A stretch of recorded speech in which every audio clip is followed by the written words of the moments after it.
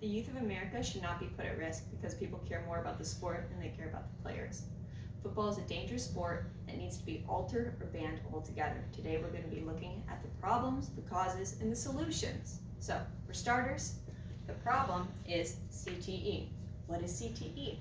It's a degenerative brain condition that is associated with head trauma, repeated head trauma to be exact. This is highly associated with football, and it's only able to be deduced after death when they look at the brain. And this is caused by a buildup of proteins due to repeated trauma, which hurts the brain and results in impulse control problems, aggressiveness, and cognitive problems. According to Men's Health, July-August 2018, 3 million boys play tackle football in the USA, and that's 2,000 players for every NFL player. 40% of these kids are aged between 7 to 11 years old. That's a huge swath of children that are really young, that are being put in danger of developing this lifelong disease for sport. According to Developmental Neuropsychology 2018, there's been concern for around 110 years surrounding concussions in football and high-impact sports and the possible side effects and really lifelong problems that can come from that. And two examples of, two people that have dealt with this are Andre Waters, who was an NFL player who played for the NFL, and he committed suicide, and after the fact, it was found that he had CTE due to repeated head trauma.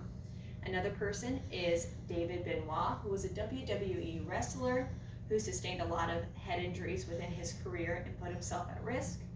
And he did not just kill himself, but he killed his wife and his child. So this was two people that there was a lot of news about this, and there was a lot of focus that really brought CTE into the limelight and the effects of it because they were famous people.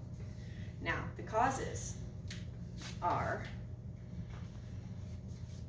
according to the International Journey for Equity in Health, January 14th, 2020, football is a popular sport for development, meaning that lots of families and a lot of people go to football just naturally as a sport to be involved in a community, to have mentorship opportunities so that their kids can build friendships.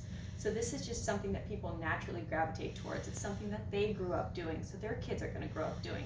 So it's just something that's popular that a lot of people get into.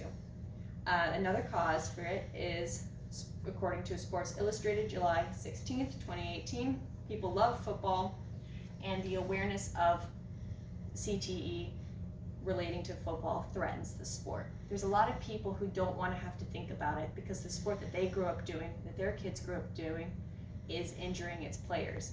And what that means for the future of the sport and these people who have it deeply ingrained into them, the love for it, it's putting it at risk. It might not be a possibility anymore, and people don't want to think about it. For the longest time ever, the NFL denied or downplayed the effects of concussions on players and their lifelong health. So there's that aspect there. There's a personal level, but then there's also a more corporate level of people, an entire industry that has been built around this, that people are trying to protect.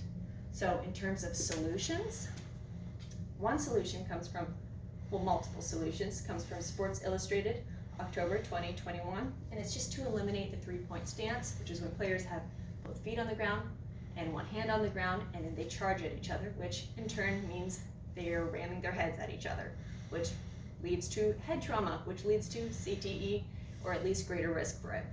So it's one solution is to get rid of that. Another is to start upright rather than down low, and to just play more upright. Another solution is to get rid of tackling within practice because it's not really necessary. They're just playing practice. It's not the actual, we're not fighting for a win here. So that would get rid of a lot of injuries there. Buddy Teven is a coach. He's banned tackling within his team, and it's increased their wins and it's lessened their injuries. So there's really a lot of pluses there. According to Saturday Evening Post, March-April 2020, this solution is a little bit more extreme, and it's just to ban Little League.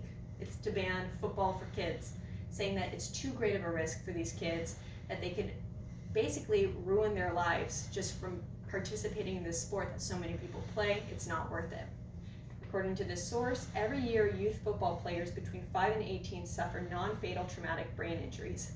That is a lot of children, and that is a really troubling demographic right there. And that's our future. So that solution is just to get rid of it. This next solution is more so after the fact of CTE and people who have dealt with that, and the families who have lost loved ones from CTE, and possibly people not putting stops on players when they should have, pushing players too much, training them in a way that puts them in danger health-wise. And this comes from the ABA Journal, August 2018. And this is just to sue leagues, to sue coaches for compensation for people who have lost loved ones due to CTE. And really, they lost their loved ones. This is all that they can do. And it's also another solution from this source is to raise awareness, to let people know the risks of putting their kids into this sport, and what can happen, and the problems that can come from this. And so in short, we've covered the problems, we've covered the causes, and we've covered the solutions of this complicated issue.